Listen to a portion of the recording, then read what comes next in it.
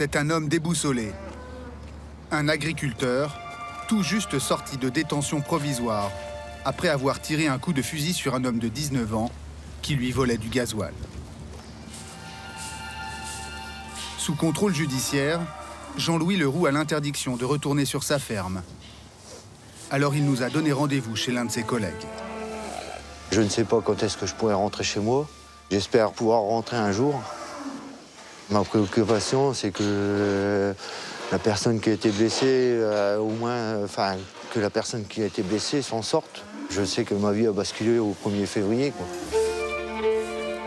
L'homme qui l'a grièvement blessé s'appelle Diego. Il a 19 ans. Il est resté entre la vie et la mort pendant plus d'1 mois, à l'hôpital de Reims. Sa famille, issue de la communauté des gens du voyage, accuse l'agriculteur de lui avoir tendu un guet-apens. Il a tiré pour faire du mal, il a tiré pour tuer. Il n'a pas pris une balle dans le genou, il n'a pas pris une balle dans la jambe, il a pris dans le ventre. Donc c'est bien l'intention de donner la mort. Une famille qui réclame justice face à des centaines d'agriculteurs qui descendent dans la rue pour défendre Jean-Louis Leroux. Ils dénoncent des vols incessants de gasoil sur leurs exploitations. On commence à avoir un peu comme de l'angoisse, comme je suis en train de la ressentir. Une rage.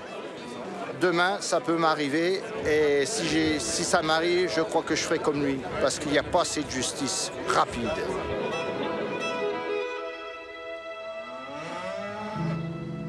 Le drame s'est joué à Ambrières, 225 habitants, sur l'exploitation de Jean-Louis Leroux.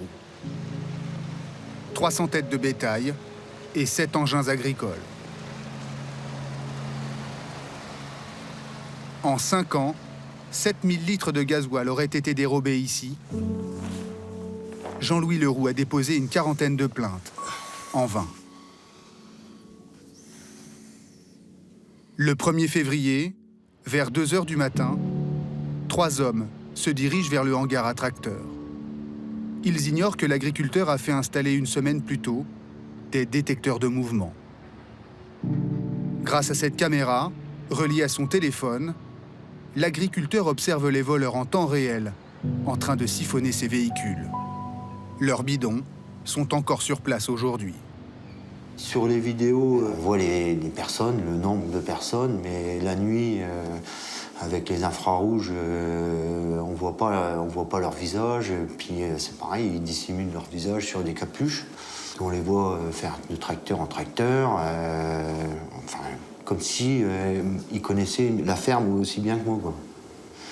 Après tous les vols que j'avais subis, je n'en pouvais plus parce que j'avais l'impression de travailler pour des gens, pour des voleurs, quoi. Cette nuit-là, Jean-Louis Leroux appelle les gendarmes, mais il craint qu'il n'arrive trop tard. L'agriculteur téléphone alors à son frère qui habite à moins de 100 mètres de la ferme. Armés de fusils de chasse, les 2 hommes s'approchent du hangar. Moi, dans ma tête, c'était arrêter les voleurs pour que les gendarmes les arrêtent. Et c'était bien dans ma tête. Ça n'a jamais été voulu faire justice moi-même. Des choses comme ça, quand ça se passe, ça va très vite. Et on ne sait pas qui en a en face de nous, quoi. Surpris, les 3 voleurs tentent de s'enfuir dans l'obscurité. Ils tombent sur Jean-Louis Leroux. L'agriculteur dit avoir tiré une première fois au sol. Les fuyards ne se seraient pas arrêtés. Un second tir blesse Diego au ventre. Sur le déroulé des faits, Jean-Louis Leroux souhaite réserver ses premières déclarations au juge. Pour son avocat, le tir est accidentel. Monsieur Leroux, il n'épaule pas, il ne vise pas, et on sait que les plombs vont toucher le jeune homme à hauteur de la ceinture. Alors c'est important à hauteur de la ceinture, hein. Ça veut dire qu'il n'a pas visé vers le haut. Ça peut aussi être le canon du fusil qui remonte au moment du coup de feu. Toujours est-il que le jeune homme est blessé et personne ne s'en rend compte. Parce qu'il continue à courir et que Jean-Louis Leroux n'a pas l'idée qu'il a blessé quelqu'un puisqu'il ne le visait pas. À leur arrivée, les gendarmes découvrent Diego dans sa voiture, garée devant la ferme, une plaie ouverte au ventre. Jean-Louis Leroux est placé en détention provisoire à la maison d'arrêt de Châlons-en-Champagne et mis en examen pour tentative d'homicide. La nouvelle fait l'effet d'un électrochoc dans la région. Plus de 500 agriculteurs défilent à Reims pour demander la libération de leurs collègues. L'insécurité grandissante est une réalité. C'est pas une fabulation, c'est vraiment une réalité que vit aujourd'hui nos agriculteurs. Et ce que vous avez pu démontrer aujourd'hui, c'est que vous incarnez Jean-Louis, vous incarnez ce qu'il vit aujourd'hui. Ça aurait très bien pu nous arriver à tous, à l'un d'entre nous. Pour beaucoup de paysans, Jean-Louis Leroux est d'abord la victime de voleurs qui pillent les exploitations agricoles en toute impunité. On a des vols, des vols de gasoil. Mais nous, on est sur la Nationale 4. On a été éleveur de lapins pendant une dizaine d'années et on a eu des dizaines de cambriolages. Et là, ça continue encore aujourd'hui ? Ah non, on a arrêté l'activité à Du coup, cause de ça. on a été découragés, on a tout arrêté. Ouais. On a baissé les bras. À force, et voilà, c'est tout. Les vols de gasoil, un fléau bien réel qui ne touche pas que les paysans.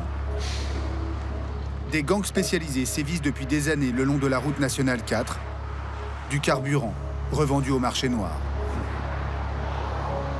Le car scolaire de Pascal Perrin est régulièrement siphonné. 150 litres encore, il y a à peine 2 jours. Vous voyez, une belle tache. Vous voyez tout ça, là ? Tout ça, c'est une tache de gasoil. Là. Je pense que c'est en retirant le tuyau. Ils prennent pas de gants. Hein. Vous savez, des fois, s'ils n'arrivent pas à ouvrir les réservoirs, ils les percent carrément. Alors, c'est pas ça qui va les embêter. Hein. Ils ont fracturé le bouchon à réservoir. Et ils ont mis une pompe électrique et ils se sont servis. Hein. Siphonnage de carburant, vol de marchandises dans les camions. Ces larcins à répétition finissent par mettre en danger des entreprises, comme ce restaurant routier.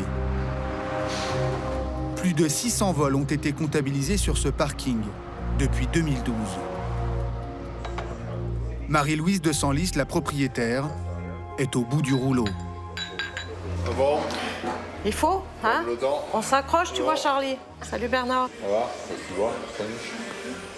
Marie-Louise a perdu 50% de son chiffre d'affaires, Alors, c'est un repas complet. car monsieur beaucoup de sociétés de transport ont interdit à leurs chauffeurs de s'arrêter chez elles à cause des vols. 5 par mois en moyenne. Alors, en janvier, un vol de gasoil. Ensuite, on a porte ouverte dans les camions, ici, 3 jours après. Là, on retrouve vol de télévision, de palettes. Et le lundi suivant, tentative de vol de gasoil à nouveau. Et pour terminer cette semaine, pareil, vol de marchandises, vol d'électroménager. Voilà. Chaque année, Marie-Louise dresse une liste détaillée des vols qu'elle envoie au préfet pour qu'il intervienne. Un inventaire interminable. Alors, pour l'année 2018, donc 1, 2, 3, 4, 5, 6, 7, 8, 9, 34, 35, 36, 37, 38, 39, 40, 65, 66, 67, 68, 69, 70, 71 problèmes sur le parking. Moralement, psychiquement, j'avoue, je suis épuisée.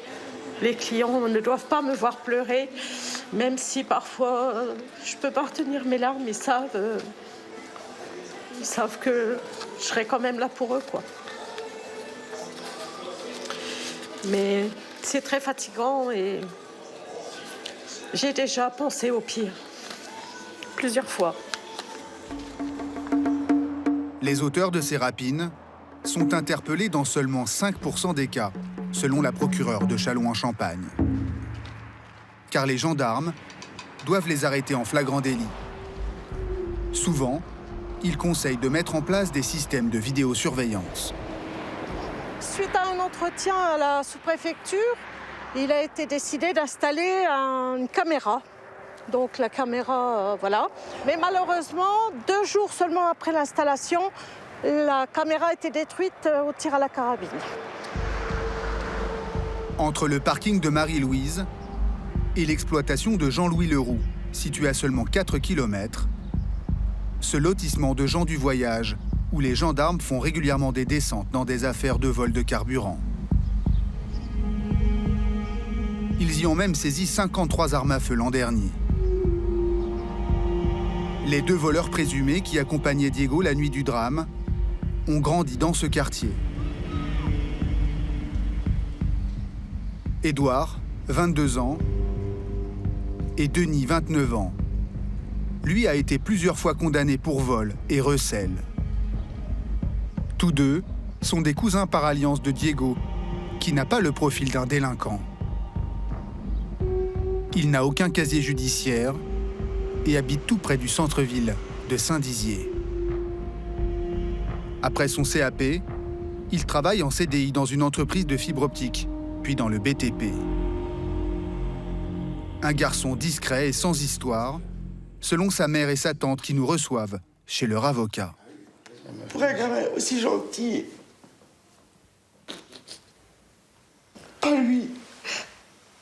En fait, on est catalogué, quand on emploie le terme gens du voyage. Tout de suite, les gens, ils se font une mauvaise image, alors que c'est pas forcément le cas. Je veux dire, faut pas mettre tout le monde dans le même panier. Et quand je vois mon neveu, c'est un jeune homme de 19 ans. En plus, il est réservé, il est timide, il est poli. Je veux dire, il a jamais fait, je sais même pas s'il a déjà fait une bêtise. Je veux dire, je sais même pas s'il a déjà eu un excès de vitesse. C'est quelqu'un qui est droit, il travaille, il est courageux. Enfin, c'est vrai que quand tu vois Diego, tu le vois sur lui, quoi. Il est souriant, il est... Ah oui, il se mettait jamais en colère. Ah non, non, j'ai jamais vu. Il n'a pas d'ennemis de toute façon. Non, non, non. Il est aimé de tout le monde. Non, non. Comment Diego s'est-il alors retrouvé en pleine nuit à siphonner du gasoil dans une exploitation? Le soir du drame, il est passé à Ancerville chez son oncle et sa tante, dont il est très proche. Selon eux, Diego a été influencé par ses 2 cousins. Il est parti d'ici pour aller chez ces fameux guignols, là. Et puis sûrement, comme eux, c'est des gens qui vivent que de ça, hein, qui vivent que du vol, qui vivent que de ça. Et ben, il a été chez ces guignols-là, et puis il a entraîné le petit gamin à aller toujours avec un bidon de gazole, quoi. Puis trop gentil, ben, il n'a pas osé dire non. Il y a des jeunes qui font des conneries de jeunesse à se droguer. Il y a des jeunes qui font des conneries de jeunesse qui ont bu un coup quand il y a des accidents de voiture. Ben, le gamin-là, il la paye très cher, mais il a été malheureusement toujours avec un bidon de gasoil. Et puis voilà, il s'est pris une balle. Il a été touché à l'intestin et au côlon. Donc il a un trou à peu près gros comme une pomme au niveau, là, sur le flanc, sur le bas-ventre. Ils sont chasseurs. Lui et son frère, ils sont sortis à 2 avec un fusil. C'est qu'ils avaient l'intention de tirer. Mais j'arrive pas à comprendre, c'est d'avoir tiré sur un gamin de 19 ans, pour du gasoil. Jean-Louis Leroux a-t-il tiré intentionnellement sur Diego? C'est la version de l'un des 2 cousins, mis en examen pour vol en réunion et laissé en liberté. Nous avons pu le joindre au téléphone. On les a vus arriver, il a dit à plat ventre, ou je tire. J'ai dit non, on s'est sauvé, puis il a commencé à tirer, nous tirer dessus. Il a tiré combien de coups de feu? Il en a tiré au moins 5, 6, 6. Et il tirait en l'air, il tirait par terre? Ils nous tirer dessus, tu veux qu'ils tirent où? Ils vont pas tirer dans le ciel. S'ils auraient tiré en l'air, ils auraient touché personne alors. Jean-Louis Leroux conteste formellement avoir tiré intentionnellement, notamment parce qu'il a téléphoné aux gendarmes avant d'intervenir. Est-ce que vous leur avez tendu un guet-apens? Ce n'est pas un guet-apens. Pour moi, c'est pas un guet-apens. C'est un accident qui aurait pas dû se produire. Je suis pas un meurtrier, hein. Je suis honnête. J'ai toujours essayé d'être le plus droit possible. Je suis pas un justicier. Je n'ai jamais voulu être un justicier. L'enquête est aujourd'hui suspendue au témoignage de Diego. Sa famille était à ses côtés lorsqu'il est sorti du coma, il y a 2 semaines, après 7 interventions chirurgicales. Son pronostic vital n'est plus engagé.